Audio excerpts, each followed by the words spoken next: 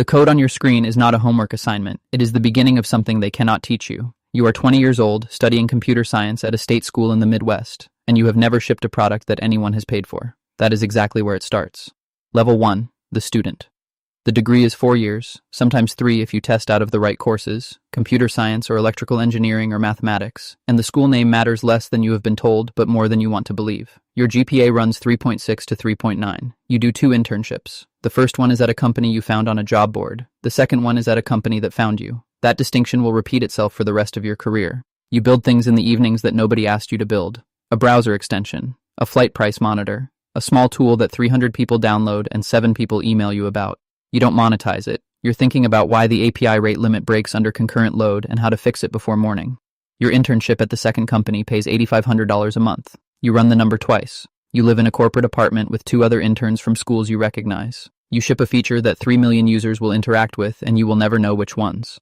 The return offer arrives before the internship ends. You apply to 6 other companies. You get offers from 4. You compare them on a spreadsheet with 14 columns that tells you almost nothing useful, because the thing the spreadsheet cannot measure is what happens to you inside each of those buildings over the next 5 years.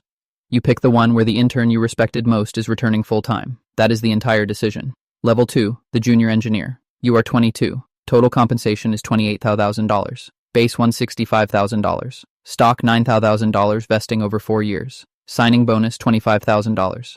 The number is real, and you spend 3 days not quite believing it before your direct deposit arrives, and belief becomes irrelevant. The office is open plan. Whiteboards everywhere with diagrams that look like city maps. People talk about systems the way architects talk about load-bearing walls, with respect and with awareness of what happens when one fails. Your first 6 months, you break things. Not catastrophically, but specifically. A caching layer that behaved correctly in testing and incorrectly at scale. A database query that worked fine with 1,000 rows and timed out at 10 million. These are not embarrassments. They are the curriculum. Your tech lead reviews your code every day for the first month. By month 6, she reviews it only when she has something to add, not to correct.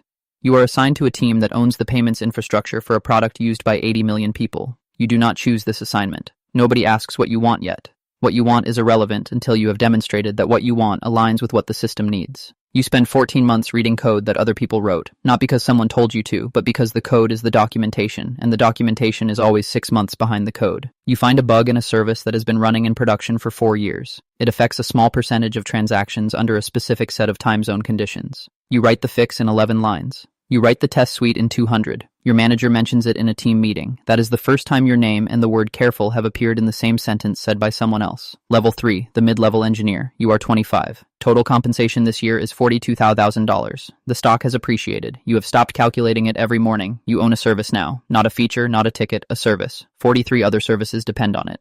When it degrades, someone's on-call alert fires. When it fails, a dashboard somewhere turns red and a Slack channel activates that begins with the word incident. You have run that channel. You have written the postmortem that no one enjoys writing and everyone reads because the postmortem is the only honest document the engineering organization produces.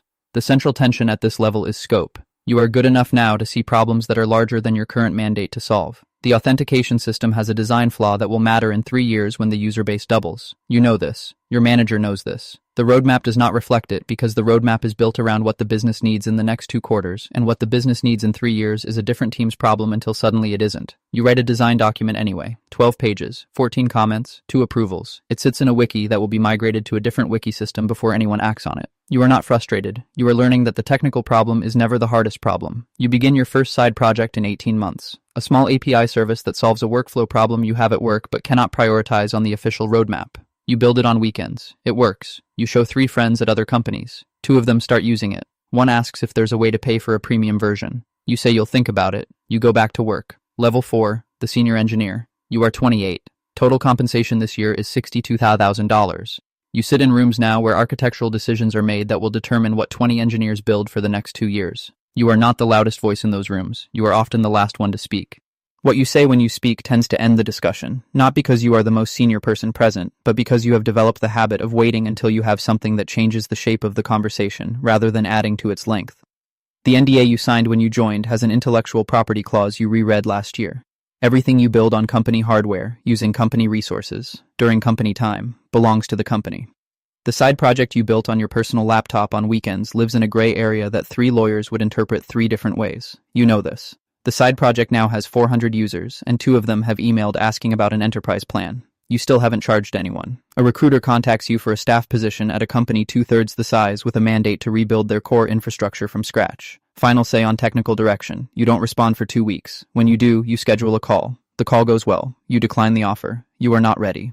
You know exactly what not ready means now, which is different from not knowing at level 2. Not ready means there are 3 classes of distributed systems, failure modes you have read about but not experienced.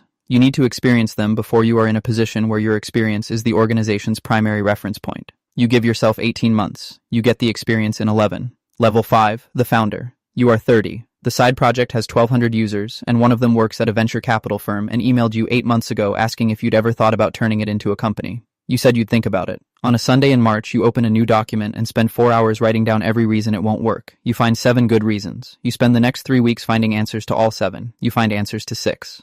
The 7th is the market size question, and the answer to the market size question is that you don't know and nobody does, and the only way to find out is to build it. You give notice on a Wednesday. Your manager asks if there's anything the company can do to keep you. You say no, and you mean it without drama because the decision was made 6 months ago and the notice was a formality. The seed round closes at a $4 million valuation. 2 investors, 1 check. You hire 2 engineers in month 3, both from referrals. You have no recruiters, no HR system, no performance review framework. You have a Slack workspace with 11 channels and a product that real people are using and complaining about in ways that tell you exactly what to build next. The complaint is the roadmap. Year 1 revenue is $18,000. Year 2 is $1.1 million.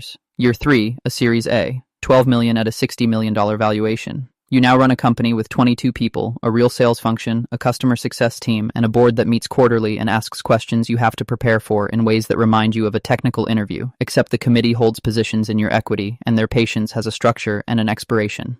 At a conference in San Francisco, you sit on a panel next to someone who founded a company 11 years ago and sold it for $800 million and is now on his 3rd company and speaks about failure with the fluency of someone who has metabolized it completely. He says something offhand that the room receives the way a room receives a physical constant. He says the company that wins the market is almost never the company that had the best idea. It is the company that learned fastest. You knew that sentence before he said it. What you were not ready for was how true it still felt after 3 years of living it every single day. You go back to the terminal. The support queue has 14 new tickets.